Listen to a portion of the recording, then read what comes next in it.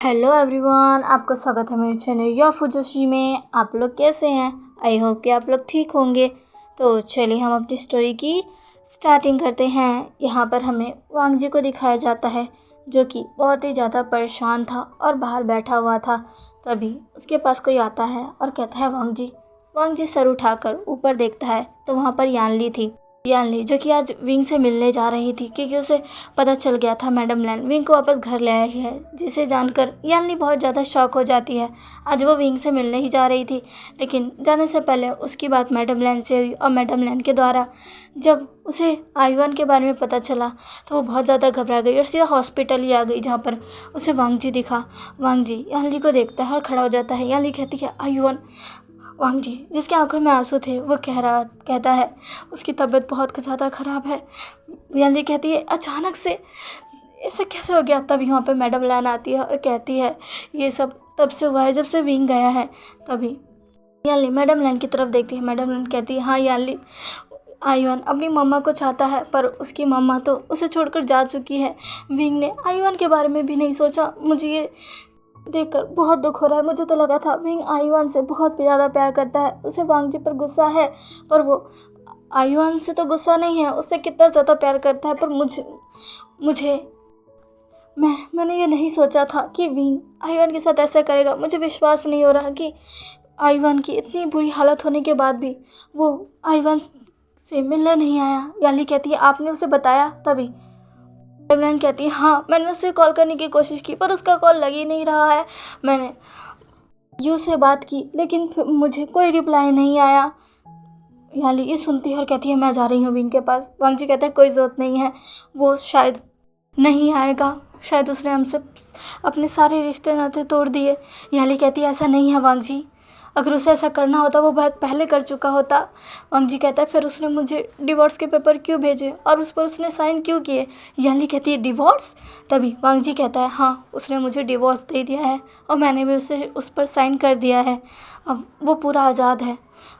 याली ये सुनकर बहुत ही ज़्यादा शॉक हो जाती है। याली कहती है वांग जी तुम फिर गलती कर रहे हो। वांग जी कहता है मैं इस बार कोई गलती नहीं कर रहा और अब मैं विंग की लाइफ में बिल्कुल इंटरफेयर नहीं करूँगा।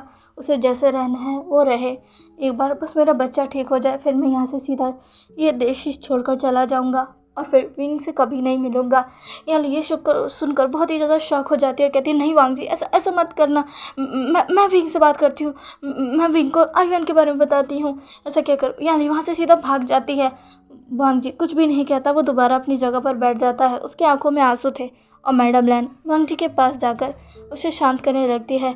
यानी जो कि सीधा हॉस्पिटल से निकलकर अपने घर की तरफ चली जाती है, जियान मैंशन, जहाँ पर मैडम यू अभी अपने रूम में थी। वो सोच रही थी क्या उसे विंग को आयुवान के बारे में बताना चाहिए, लेकिन कहीं अगर उन्होंने विंग को वहाँ भेजा और फिर उन्होंने किसी तरह से विंग को वहाँ पर रख लिया तो, और वो फिर मेरे विंग को मुझे नहीं दिए तो मैं क्या करूँगी? और वैसे भी आयुवान को बुखारी तो है, वो ठीक हो जाएगा। मैं इतना ज़्यादा चिंता क्यों करूँ, वो जल्दी ही ठीक हो जाएगा, बुखारी तो है। हाँ विंग को वहाँ जाने की ज़रूरत नहीं है, उसे बुखार हुआ है वो जल्दी ठीक हो जाएगा, इसमें तो प्रॉब्लम क्या है? मैडम यही सब सोच रही थी। इधर दूसरी तरफ यानी फाइनली अपने घर पहुंच जाती है। वो सीधा भागकर विंग के रूम में जाती है। मैडम यू अपने रूम में थी इसलिए उन्हें यानी आती है ये पता ही नहीं चलता है। और जियान चैंग और जियान फेमैन तो अभी घर से बाहर थे। यानी सीधा जियान मैंशन में आकर सीधा विंग के रूम में जाती है, जहाँ पर विंग अभी बेड पर बैठा हुआ था। उसकी आंखों में आंसू थे। उसे आयुवान की बहुत फिक्र हो रही थी। आज उसका दिल बहुत ही ज़्यादा घबरा रहा था। उसे बार बार आयुवान की बहुत याद आ रही थी। उसका मन कर रहा था कि एक बार वो आयुवान से मिले, उससे बातें करे, उसे जाकर देखे, पर कैसे कैसे वो यही सब सोच रहा था। तभी उसके रूम में कोई आता है और कहता है विंग विंग। जैसे ही आवाज़ सुनता है वो तुरंत ही खड़ा होता है और पीछे मुड़कर देखता है तो वहाँ पर यानली थी। यानली जिसकी आंखों में बहुत ज़्यादा गुस्सा था। यानली विंग के पास आती है और कहती है विंग विंग तुमने क्या किया? हाँ तुमने वांग जी को डिवोर्स दे दिया और तुम ये कर सकते हो, मैंने सोचा नहीं था। विंग हैरान भरी नज़रों से यानली की तरफ देखता है। यानली कहती है विंग तुमने ऐसा कैसे कर दिया? तभी विंग कहता है जे पर मैंने तो तभी याली कहती है मुझे यकीन नहीं हो रहा विंग, ये वांग जी ने तुम्हारे लिए इतना कुछ किया, उसने अपनी गलती सुधारने के लिए कितना कुछ किया विंग उसने। पर तुम्हें पता है इन सालों में तुम्हारा ख्याल जो सबसे ज़्यादा रखता था वो वांग जी ही था। हाँ विंग, तुम्हें पता नहीं होगा पर वांग जी ये सब तुमसे छुप कर करता था, वो तुम्हारे सामने नहीं आता था, पर तुम्हारी मेडिकल, तुम्हारा इलाज, तुम्हारा ध्यान रखना, यहाँ तक कि वो तुम्हारे लिए खाना तक बनाता था और तुम्हें इस बात की खबर तक नहीं है। विंग ये सुनकर बहुत ज़्यादा शॉक हो गया था। विंग कहते कि क्या याली, अब विंग को सारी बातें बता देती है कि कैसे वांग जी उसका ख्याल रखता था, पर वो कभी भी विंग के सामने नहीं आता था और न ही उसके बारे में विंग को कोई बताता था। विंग ये सुनकर बहुत ही ज़्यादा शॉक हो जाता है, उसकी आंखों में आंसू आने लगते हैं।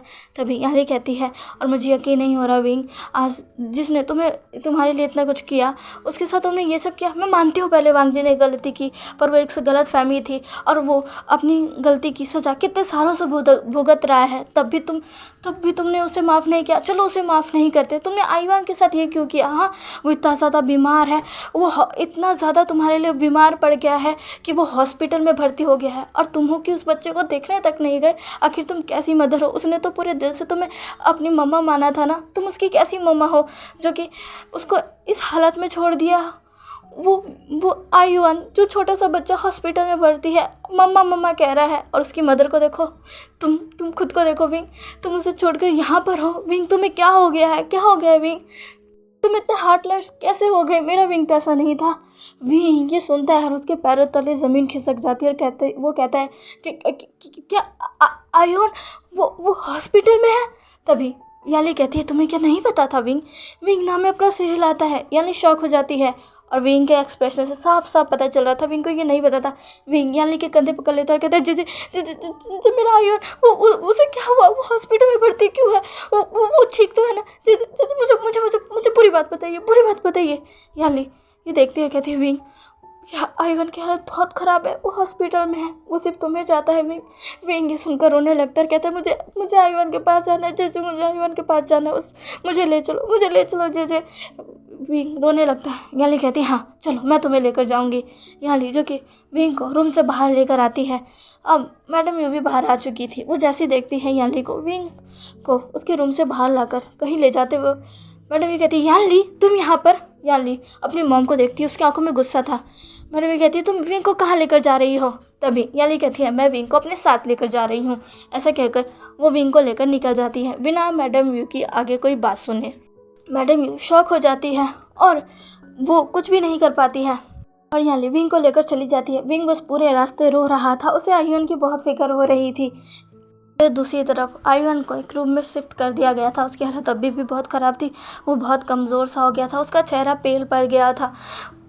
वांग जी आयुन के पास ही बैठा था और मैडम लन उसके सामने ही खड़ी थी। वो वांग जी के कंधे को सहला रही थी और कह रही थी सब ठीक हो जाएगा वांग जी। वांग जी जो कि आयुन के सिर पर हाथ फैला रहा था, उसकी आंखों में आंसू थे। आयुन जो कि बहुत ज़्यादा बीमार था। फाइनली आयुन अपनी आंखें खोलता है। उसे आंखें खोल देख कर वांग जी बहुत खुश हो जाता है, कहता आयुन।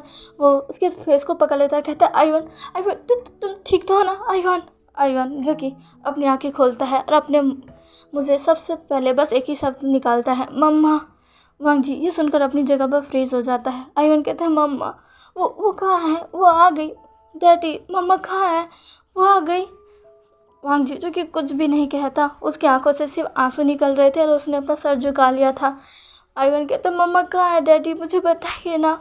वांग जी कहता वो आयुन। तभी उस रूम का डोर ओपन होता है, वो भी बहुत तेज़ी के साथ। वांग जी मैडम लैन सब उस तरफ देखते हैं तो वहाँ पर विंग था, जिसकी हालत पूरी तरीके से ख़राब थी और उसकी आंखों में आंसू थे। वांग जी और मैडम लैन विंग को देखकर शॉक थे। मैडम लैन खुश हो गई थी, वांग जी हैरान। विंग आयुन को देखता है जो कि बिस्तर पर लेटा था। आयुन अपनी मम्मा को देखकर स्माइल करता, कहता है मम्मा। वो अपने हाथों को आगे बढ़ाता है जिसमें अभी वो पाइप लगी हुई थी। विंग जो कि जल्दी से भागकर आयुन के पास आता है और उसका फेस अपने हाथों में लेकर कहता है आयुन बेबी ये तुम्हें क्या हो गया? आयुन कहता है मम्मा। विंग जो कि रोने लगता है और सीधा आईवन को हक कर लेता है, उसे गले से लगा लेता है और कहता है I am sorry baby, I am sorry, ये सारी गलती मम्मा की, मुझे माफ़ कर दो, मुझे माफ़ कर दो बेबी, मुझे तुम्हारे पास होना चाहिए था, मुझे मुझे तुम्हारे पास होना चाहिए था, मुझे माफ़ कर दो, अपनी मम्मा को माफ़ कर दो। विंग लगातार आईवन से माफ़ी मांगे जा रहा था, उसने टाइटली हक कर लिया था, वो बस रोया जा रहा था। आईवन जो कि अपनी मम्मा को पाकर बहुत ज़्यादा खुश था, वो भी विंग को हक कर कर बस उसकी वार्मनेस को फील कर रहा था। वांग जी जो कि आईवन और विंग को देख रहा था। वांग जी जो कि विंग को देखता है और फिर आईवन को, और वो खड़ा होकर वहाँ से सीधा बाहर निकल जाता है। विंग की नज़र वांग जी पर जाती है पर वो कुछ भी नहीं कहता, वो बस अभी आईवन के साथ था, बस अभी आईवन की ज़्यादा चिंता थी, इसलिए वो बस आईवन के साथ था। मैडम लैन वहीं थी। वांग जी बाहर आ जाता है, वो थोड़ा सा नाराज़ था। तभी यान ली जी के पास आती है। तब तक मैडम लैन भी बाहर आ चुकी थी क्योंकि उन्हें पता था अभी यहाँ वांग जी विंग से थोड़ा नाराज़ है, क्योंकि विंग भले उसके साथ कुछ भी करे, उसे कितना भी हर्ट करे, उससे बात ना करे, वांग जी ये सब सह लेगा। पर विंग ने आज जो आईवन के साथ किया है उससे वांग जी विंग से बहुत नाराज़ है। विंग ये कर सकता है आईवन को, सॉरी वांग जी को, इसकी उम्मीद तो नहीं थी।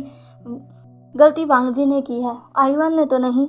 वांग जी बस यही सब सोच रहा था। तभी यहाँ ली विंग वांग जी के पास आती है और कहती है वांग जी कहता है विंग को यहाँ क्यों लेकर आई है। तभी यान ली कहती है मुझे पता है तुम नाराज़ हो, लेकिन विंग को भी आईवन के बारे में कुछ भी नहीं पता था, वो अगर उसे पता होता तो वो पहले ही आ जाता। वांग जी कहता है मुझे अभी सबकी परवाह नहीं है, मैं बस चाहता हूँ मेरा बेबी जल्दी ठीक हो जाए और फिर मैं उसे लेकर यहाँ से चला जाऊँगा। ऐसा कहकर वांग जी वहाँ से चला जाता है। मैडम लैन जो कि यानली की तरफ देख रही थी और यानली जो कि मैडम लैन की तरफ। अब काफ़ी समय बीत जाता है। विंग जो कि आईवन को अपने हाथों से खाना खिला रहा था, उसके आँखों में अभी भी आंसू थे और वो आईवन के गालों को सहला रहा था। आईवन विंग को हक करता है, कहता है मम्मा अब आप मुझे छोड़कर नहीं जाओगी ना। विंग जो कि नाम में अपना सिर हिलाता है और कहता है नहीं नहीं, बिल्कुल भी नहीं बेबी। ऐसा कहकर वो आईवन को हक कर लेता है और आईवन का बहुत अच्छे से ख्याल रखता है, वो उसे सुला देता है। कुछ समय बाद रूम में मैडम लैन एंटर करती है और वो विंग से कहती है विंग जो कि मैडम लैन को देखता है और सर झुकाकर माफ़ी मांगते हुए कहता है माफ़ कर दीजिए, मैं आईवन के साथ ऐसा नहीं करना चाहता था, मुझे नहीं पता था उसकी ये हालत हो जाएगी, मुझे माफ़ कर दीजिए। तभी मैडम लैन कहती है इसमें तुम्हारी भी गलती नहीं है, पर हाँ मैं तुमसे नाराज़ थी कि तुम आईवन के साथ ऐसा कैसे कर सकते हो, जबकि मैंने यू से कहा था कि वो तुम्हें बताए कि आईवन की हालत कितनी ज़्यादा ख़राब है। मुझे लगा था कि ये जानने के बाद तुम जल्दी आ जाओगे, पर तुम आए नहीं और आईवन को हॉस्पिटल में भर्ती करवाना पड़ा क्योंकि उसकी हालत और ज़्यादा ख़राब हो गई थी। मुझे पता था तुम वांग जी से नाराज़ हो, मुझे लगा धीरे धीरे तुम वांग जी के साथ रहोगे, उसके एफर्ट्स को देखोगे तो तुम्हारा माइंड चेंज हो जाएगा और तुम वांग जी को छोड़कर जाने का थॉट अपने दिमाग से निकाल दोगे। पर नहीं, तुमने ऐसा नहीं किया और सीधा डाइवोर्स के पेपर भेज दिए।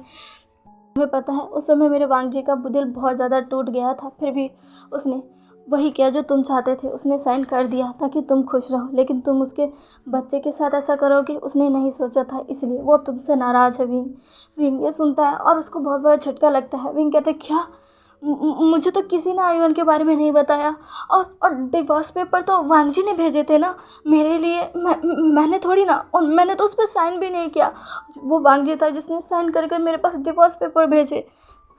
मैडम लैन ये सुनती है और शॉक हो जाती है और कहती है ये तुम क्या कह रहे हो विंग, तुम थे जिसने डिवोर्स पेपर को साइन कर वांग जी के पास भेजा था। वांग जी तो साइन नहीं करना चाहता था, उसने तुम्हारे भाई से मना कर दिया, पर तुम्हारे भाई ने कहा था कि तुम यही चाहते हो, इसीलिए तुमने साइन कर दिया और मेरे बेटे को भी हार मानकर उस पर साइन करना पड़ा। विंग कहता है नहीं, बिल्कुल भी नहीं, मैंने उस पर अब तक साइन नहीं किए हैं और मुझे तो लगा था वांग जी ने इस पर साइन कर दिए हैं, क्योंकि वो अब थक चुका है सारी चीज़ों को कर और वो अब मुझसे रिश्ता नहीं रखना चाहता, इसीलिए उसने साइन कर दिए।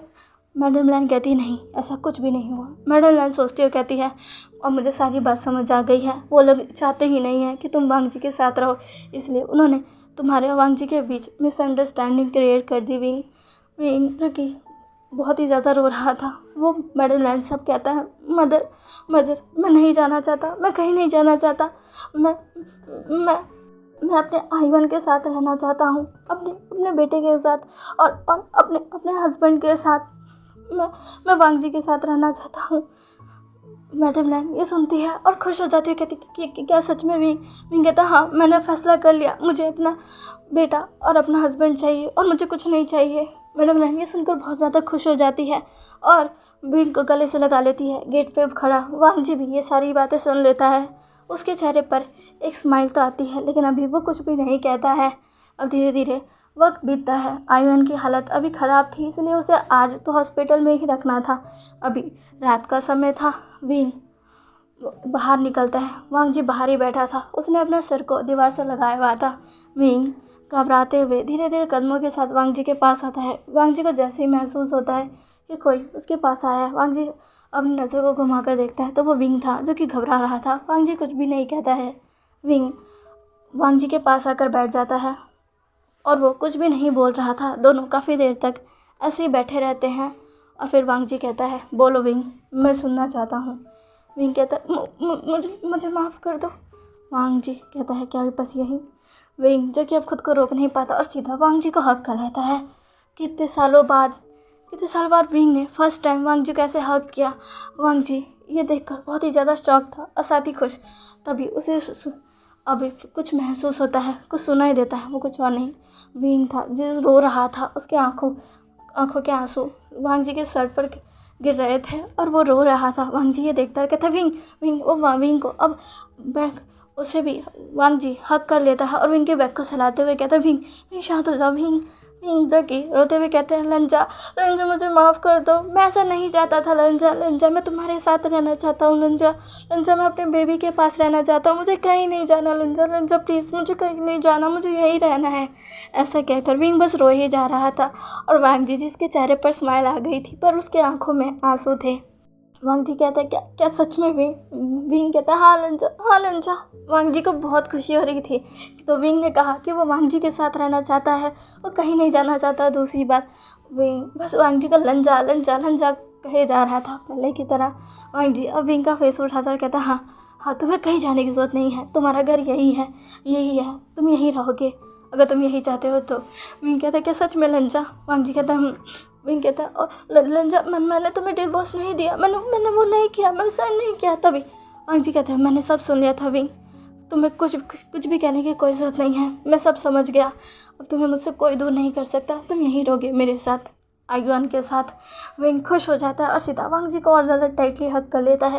वो तो सीधा वांग जी की लैब में बैठ जाता है। वांग जी देखकर शॉक हो जाता है पर वो बहुत खुश हो जाता है, विंग को टाइटली हक कर लेता है। उस समय ऐसे ही बीत जाता है। अब हमें यहाँ से लेट नाइट का सीन दिखाया जाता है जहाँ पर विंग और वांग जी आयुआन के रूम में थे, साथ में बैठे हुए थे। मैडम लैन को उन्होंने पहले ही भेज दिया था कि वो आयुआन का ख्याल रख सकते हैं और वो सुबह आयुआन को लेकर आ जाएंगे, इसलिए मैडम लैन भी चली गई थी क्योंकि अब विंग और वांग जी साथ में थे।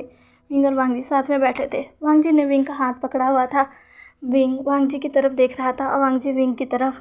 वांग जी जो कि कहता है मैं आज बहुत खुश हूँ। विंग जो कि कुछ भी नहीं कहता, वो बस स्माइल करता है। कहता है मुझे माफ़ कर दो लंजा, मुझे नहीं पता था आयुआन की हालत ऐसी है, वरना मैं पहले ही आ जाता, ये सब मेरी गलती है। वांग जी कहता है इसमें तुम्हारी कोई गलती नहीं है विंग, खुद को सॉरी मत बोलो। ऐसा कहकर वो विंग को अपने पास खरीद लेता है और विंग को हक कर लेता है। विंग भी वांग जी को हक कर लेता है और आ जाता। वो बस वांग जी की बाहों में ही था, वांग जी भी बस विंग को हक किए हुआ था। दोनों ऐसे ही थे और एक दूसरे की एम्ब्रेस में खोए हुए थे। अब ये रात भी निकल जाती है। सुबह आयुआन को लेकर विंग और वांग जी दोनों ही अपने घर वापस आ जाते हैं। मैडम लैन उनका वेलकम करती है, साथ में आयुन शो भी। विंग और वांग जी घर में आते हैं और लिविंग रूम में सारे बैठ जाते हैं। आयुआन विंग और वांग जी के रूम बीच में था, सारे वहाँ बैठे हुए थे। आयुआन अब पहले से काफ़ी बेहतर था, शायद ये ट्रीटमेंट की वजह से था या विंग की वजह से, पर सब बहुत ही ज़्यादा खुश थे। आयुआन भी अपनी मम्मा को पाकर बहुत ही ज़्यादा खुश था। वो विंग से कह रहा था मम्मा अब तो आप मुझे छोड़कर नहीं जाओगी ना, मैं प्रॉमिस करता हूँ मैं आपको तंग नहीं करूँगा, प्लीज़ मम्मा आपने मत जाना। विंग आयुआन के गले पे किस करता, कहता नहीं बेबी आपकी मम्मा अब कहीं नहीं जाएगी, मुझे माफ़ कर दो, मैं चला गया था पर अब मैं कहीं नहीं जाऊँगा, ठीक है, अब मैं अपने बेबी प्यार आयुआन के साथ ही रहूँगा। आयुआन जो कि बहुत खुश हो जाता है। तभी वहाँ पे फिर से मैडम यू, जान चेंग और जान फेमैन की एंट्री होती है। साथ में यहाँ ली भी थी। सब वहाँ पर आते हैं और वहाँ इन सबको देखकर सारे फिर से शॉक हो जाते हैं। वांग जी तो विंग का हाथ कस के पकड़ लेता है, क्योंकि अब वो बिल्कुल भी जान चेंग को विंग को लेकर जाने नहीं देगा, बिल्कुल भी नहीं। और मैडम लैन भी विंग और वांग जी को देख रही थी। मैडम लैन क्या है, साथ ही वो मैडम यू को भी देख रही थी। मैडम यू जो कि विंग और वांग जी को ही देख रही थी। तभी मैडम यू कहती है, विंग चलो। विंग कहता है, कहाँ मदर? मैडम यू कहती है, अपने घर। तभी विंग कहता है, मेरा घर यहीं है मदर। मैडम यू कहती है, विंग। विंग कहता है, मैं नहीं जाऊँगा। मैं तभी जान चेंग कहता है, ये तुम क्या कह रही हो विंग? क्या तुम भूल चुके हो इस इंसान ने क्या किया था? तुम यहाँ पर क्यों आ गए? हाँ, मैंने तुम्हें मना किया था ना। विंग तुम्हें क्या हो गया है? तुम्हें मेरे साथ चलना है, यहाँ पर मत रहो। ये इंसान तुम्हारे लिए ठीक नहीं है, चलो अभी चलो। ऐसे कहकर जान चेंग विंग के करीब आने लगता है, लेकिन तभी बीच में वांग जी आ जाता है और कहता है, खबरदार अगर तुम मेरे हस्बैंड के करीब भी आए तो। तभी जान चेंग कहता है, कौन सा हस्बैंड? किसका हस्बैंड? तुमने डिवोर्स पेपर्स पर साइन कर दिए हैं और तुमने विंग को डाइवोर्स दे दिया है। वो अब तुम्हारा कोई हस्बैंड नहीं है। तभी विंग कहता है, पर मैंने वांग जी को डिवोर्स नहीं दिया, मैंने अब तक उस पर साइन नहीं किए। इसका मतलब हमारी शादी अभी भी टूटी नहीं है। तभी जान चेंग कहता है, विंग। विंग कहता है, गगा अब ये क्या कर रहे हो? गगा मैं यहाँ से नहीं जाना चाहता। तभी जान चेंग कहता है, क्या तुमने इसे माफ़ कर दिया? तभी विंग कहता है, हाँ मैंने वांग जी को माफ़ कर दिया। गगा मेरे पास्ट में कुछ भी हुआ हो, मैं अब उसे याद नहीं करना चाहता। और मेरी वांग जी के साथ शादी हो चुकी है और अब मैं यहीं रहूँगा, मैं यहीं रहना चाहता हूँ, मुझे यहीं खुशी मिलती है। जान चेंग, मैडम यू, जान फेमैन ये देखकर शौक थे, पर यानली खुश थी। मैडम यू कहती है, विंग। विंग कहता है, मदर आपने तो कहा था आप मेरी खुशी चाहती हो, आप चाहती हो कि मैं खुश रहूं, मुझे कोई तकलीफ़ ना हो, लेकिन सबसे बड़ी तकलीफ़ तो मुझे आप ही नहीं दी है। मैडम यू ये सुनकर शॉक हो जाती है, कहती है, विंग ये तुम क्या कह रहे हो? मैंने? तभी विंग कहता है, हाँ मदर आपने मुझे सबसे ज़्यादा तकलीफ़ दी है। आपने बिना मेरी मर्ज़ी जाने, फादर ने बिना मेरी मर्ज़ी जाने मेरी शादी पहले यांग से तय करा दी, जो कि शादी के दिन आया ही नहीं। मैं उससे शादी नहीं करना चाहता था, लेकिन फिर भी आप लोगों ने कहा कि मुझे करना है और उसके साथ मैं खुश रहूँगा। मैं उससे कुछ बोलने की हालत में भी नहीं था, मुझे कुछ समझ नहीं आ रहा था। फिर भी अब मुझे एक ऐसे इंसान के साथ बांधना चाहते थे जिसके बारे में मैं ठीक से नहीं जानता। हाँ मैं उसको बचपन में जानता था, पर फिर वो कहीं चला गया था और वो काफ़ी समय से मुझसे दूर था। मैं उस इंसान को कैसे जान पाता? हाँ वो बचपन की बातें थी और इतने सालों में वो कितना ज़्यादा बदल गया था, और उस दिन वो नहीं आया और फिर आपने मेरी शादी वांग जी से तय करवा दी बिना मुझसे पूछे। किसी ने मुझसे नहीं पूछा कि मैं शादी करना चाहता हूँ कि नहीं। नहीं, बिल्कुल भी नहीं, मेरी शादी करवा दी गई। और जब मैं शादी के बाद खुश रहने लगा तब आप लोग आए और मुझे यहाँ से ले गए बिना ये जाने कि मैं जाना चाहता हूँ कि नहीं। नहीं, आपने नहीं सुनी, मेरी कोई बात नहीं सुनी, पहले की तरह ही आप मुझे यहाँ से ले गए। और फिर आपने मुझे ये तक भी नहीं बताया कि आयुन की तबीयत ख़राब है। मदर आपने ऐसे क्यों किया? हाँ अगर आयुन को कुछ हो जाता तो, अगर आयुन को कुछ हो जाता ना मदर, मैं आपको कभी माफ़ नहीं करता और कभी आपकी शक्ल भी नहीं देखता। विंग ये सब गुस्से में कह रहा था। मैडम यू जिसकी आंखों में आंसू आने लग गए थे, वो ये कोई गलत इंटेंशन से नहीं कर रही थी, वो तो बस विंग को खुश देखना चाहती थी। वो यांग से भी शादी इसलिए करवा रही थी कि उन्हें लग रहा था यांग खुश रखेगा, पर उस समय कुछ ऐसा हुआ उनके पास और कोई चारा नहीं था। शादी के बाद उन्हें कुछ समय विंग को टाइम देना पड़ा और नहीं चाहती थी, पर उन्हें देना पड़ा क्योंकि उन्होंने मैडम लैन से कहा था। और जब वक्त हो गया तब वो विंग को अपने साथ ले आई, ये सोचकर कि शायद विंग अभी भी वहाँ खुश नहीं है, क्योंकि जब भी विंग से उन्होंने बात की है विंग ने वैसे ही जवाब दिया है जैसे पहले वो बात किया करता था।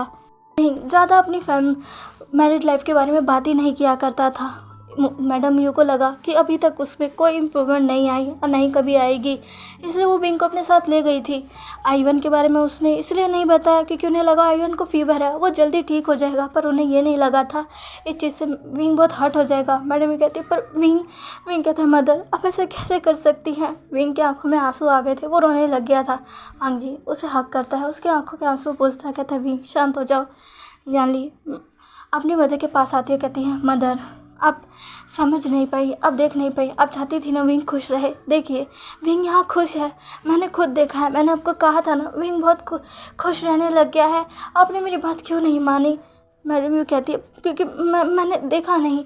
तभी याली कहती है मदर आप यहाँ आएंगी तब ना देखेंगी, अब तो यहाँ कभी आई ही नहीं क्योंकि आप यहाँ आना ही नहीं चाहती थी, और नहीं जियानचेंग और नहीं फादर। और जब आप आए तो आपने विंग की वो खुशी नहीं देखी, उसकी आंखों की वो चमक नहीं देखी जो फिर से आने लग गई। आप सीधा उसे यहाँ से ले गए। आपने एक बार भी विंग से पूछा वो यहाँ पर कैसा है? नहीं ना मदर। मैंने मीजू के अपना सिर झुका लेती है। वो कुछ नहीं बोल पा रही थी, साथ में जान मैम भी, क्योंकि उन्हें भी गलती लग रही थी। जियानचेंग भी कुछ भी नहीं बोल पा रहा था। तभी मैडम नैन पास आती है, कहती है यू मुझे पता है तुम विंग की फ़िक्र करती हो और तुम बस उसके बारे में ही सोचकर ये सब कर रही थी, पर यू मेरा विश्वास करो, विंग अब बहुत खुश रहने लग गया है। उसने वांगजी को एक्सेप्ट कर लिया और मेरा बेटा अब पहले की तरह नहीं है। वो विंग से बहुत प्यार करता है। पहले उसने जो किया वो एक गलतफहमी की वजह से की थी, जिसकी उसने भरपाई अच्छे से की है। उसने सब कुछ किया है जिससे वो विंग की माफ़ी ले सके, और ये बात तुम भी बहुत अच्छे से जानती हो यू। मैडम ये बात सुनती है और बस हाँ में अपना सिर हिला देती है। मैडम विंग को देखती है जो कि रो रहा था और वांगजी उसे शांत कर रहा था। मैडम यू विंग के पास जाती है। विंग अपनी मदर को देखता है। मैडम यू विंग का हाथ पकड़ कहती है आई एम सॉरी बेटा, मुझे तो लगा था कि मैं जो कर रही हूँ वो सही कर रही हूँ। मैं बस तुम्हारी खुशी चाहती थी, पर मुझे नहीं पता था कि मैं तुम्हें सबसे ज़्यादा हर्ट कर रही हूँ। I am sorry wing. Wing जो कि कुछ नहीं कहता मैडम यू को हक कर लेता है। मैडम यू भी विंग को हक करती है और दोनों ऐसे काफ़ी समय तक रहते हैं। अब काफ़ी देर बाद सब साथ में बैठे थे, सब कुछ उनके बीच में सर्व हो गया था। मैडम यू और जान फैमा भी अब विंग और वांगजी के रिश्ते को आगे बढ़ाने के लिए मान चुके थे। अब वो कोई इंटरफेयर नहीं करेंगे। पर जियानचेंग अभी भी वांगजी से गुस्सा था। वो कैसे विंग की उन सारी चीज़ों को भूल सकता है। वो बस वांगजी के पास आता और कहता है मेरे भाई ने तुम्हें एक मौका दिया है, और अगर तुमने इस बार कुछ भी किया ना तो देख लेना, मैं तुम्हें छोड़ूंगा नहीं। वांगजी ये सुनता है और बस स्माइल कर देता है। उसे पता है जियानचेंग कैसा भी हो, पर वो विंग के लिए बहुत प्रोटेक्टिव है और वो सब विंग के लिए ही कर रहा है, इसलिए उसे वो जियानचेंग की कोई भी बातों का बिल्कुल बुरा नहीं लगता और वो बस हाँ में अपना सिर हिला देता है। अब यहाँ से विंग और वांगजी की एक अच्छी सी लाइफ की स्टार्टिंग होगी, जिसमें अब शायद खुशी खुशी रहेगी। देखते हैं इसके नेक्स्ट पार्ट में। आज का पार्ट आपको कैसा लगा प्लीज़ प्लीज़ प्लीज़ मुझे कमेंट करके ज़रूर बताइएगा। अपना फेवरेट पार्ट भी कमेंट में ज़रूर बताइएगा और प्लीज़ मेरे चैनल को लाइक सब्सक्राइब और शेयर कर दीजिएगा। मिलते हैं इसके नेक्स्ट पार्ट में। बाय।